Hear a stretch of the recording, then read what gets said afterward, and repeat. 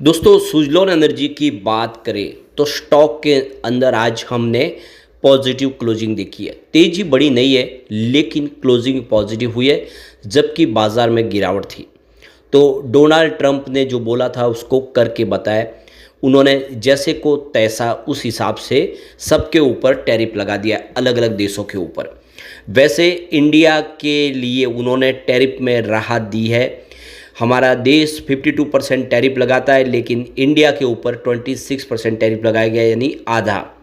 तो दूसरे देशों के मुकाबले ये कम है, चाहे चाइना हो, बांग्लादेश हो या फिर पाकिस्तान हो। तो इंडिया को तो एक फ़ायदा दिया गया है।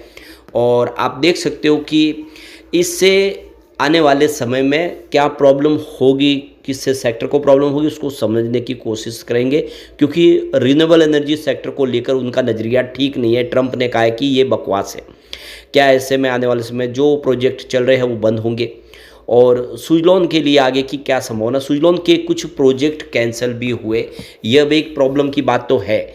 लेकिन आप देख सकते हो कि इसके लिए इंडिया में अभी भी जो इंफ्रास्ट्रक्चर है वो उतना मजबूत नहीं है। जो सप्लाई है पावर की वो समय पे हो नहीं पा रही है, और जिसकी वजह से लोगों के बीच में आप रखे रिन्यूएबल एनर्जी को लेकर उतना उत्साह नहीं है। ऐसे में सरकार को कुछ और कदम उठाने होंगे, तब जाके इसके लिए संभावना पॉजिटिव बनेगी। तो यहाँ पे इन सारी बातों को जानने की कोशिश करेंगे इस वीडियो के माध्यम से। लेकिन फ्रेंड्स, उससे पहले अगर आप पहली बार हमारे चैनल पे आए तो चैनल को सब्सक्राइब कर दीजिए, एक बेल आइकॉन दबा दीजिए, ताकि जब भी नया वीडियो बने पहला नोटिफिकेशन आपको मिले। वीडियो पसंद आए तो लाइक से जरूर कीजिए।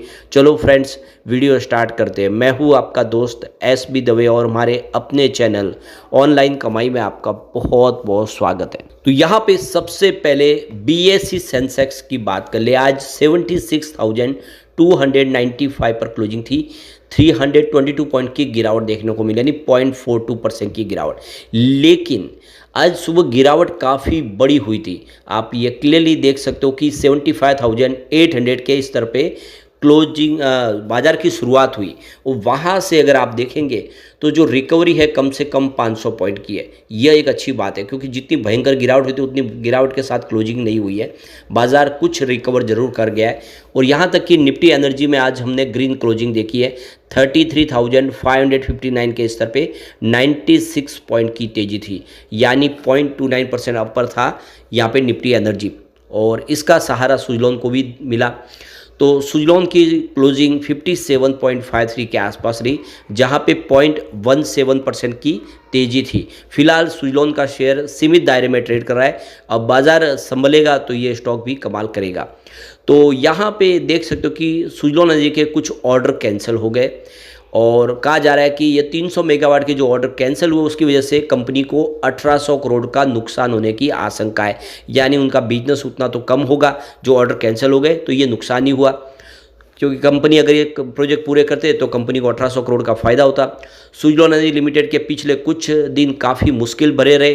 कंपनी का 300 मेगावाट का ऑर्डर कैंसिल हो गया है। इसका सीधा असर कंपनी के विंड टर्बाइन जनरेटर बिजनेस पर पड़ेगा। इससे कंपनी को लगभग 1800 करोड़ का वित्तीय नुकसान होने का अनुमान जताया जा रहा है। हालांकि इसके बावजूद भी बुधवार 2 अप्रैल को सुजलॉन के शेयर में तेजी तो देखने को हमें कल मिली थी। सुजलॉन को वाइब्रेंट एनर्जी का 99 मेगावाट का ऑर्डर रद्द करना पड़ा है। उसको कंपनी ने उस ऑर्डर को वापस ले लिया। दूसरा झटका तब लगा जब ग्लोबल यूटिलिटी फर्म से मिला 100 मेगावाट का ऑर्डर भी कैंसिल हो गया। 15 दिसंबर 2023 को ये इनको ऑर्डर मिला था। इसके अलावा सुजलॉन ने कहा है कि इन कंपनियों के प्रोजेक्ट, दोनों कंपनियों ने प्रोजेक्ट को आगे नहीं बढ़ाने का फैसला किया है, जिसके चलते ये ऑर्डर कैंसिल हुए। तो देख सकते हो कि एक कंपनी ने इनकी ऑर्डर की साइज़ को भी घटा दिया। 200 मेगावाट का था, उसको 100 मेगावाट कर दिया। तो क्लियरली देख सकते हो कि अभी लोग जो है इतना थोड़ा सा संभल के काम करें, क्योंकि सरकार की तरफ से जो मिलना चाहिए सपोर्ट उतना मिल नहीं पा रहा इस सेक्टर को। अभी भी देख सकते हो कि डिस्कॉम तक बिजली सप्लाई करने के लिए बहुत सारी प्रॉब्लम है। इंफ्रास्ट्रक्चर उतना मजबूत नहीं है, स्टोरेज की प्रॉब्लम है, जिसकी वजह से बहुत सारी कंपनियां वापस हाथ खींच लेती है इन प्रोजेक्ट से।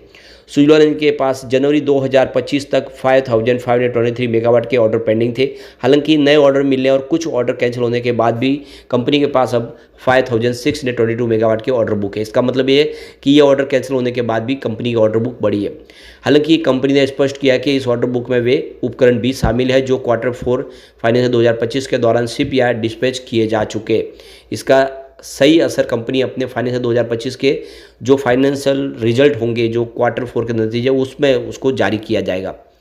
तो कुल मिला के देख सकते हो कि सुज़लॉन के लिए आने वाला जो समय है वो बेहतर होगा, चुनौतियों भरा तो ज़रूर होगा, लेकिन कंपनी जिस तरह से अपने विजन को लेकर आगे बढ़ रही है, अपने प्रोजेक्ट को बड़ा करने की कोशिश करी है, उससे आने वाले समय राहत मिलती हुई दिखाई दे सकती है।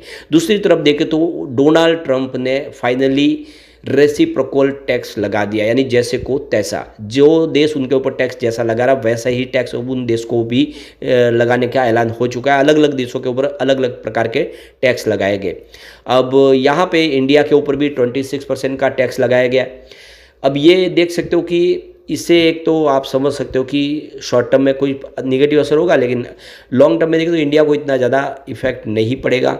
इंडिया यहाँ पे देख सकते हो कि अपने लिए जो है कोशिश कर रहा है कि यहाँ पर भी टैक्स को और कम किया जाए, तो वह फिर ऑटोमेटिकली अमेरिका भी टैक्स को कम कर देगा। लेकिन प्रॉब्लम है रिन्यूएबल एनर्जी।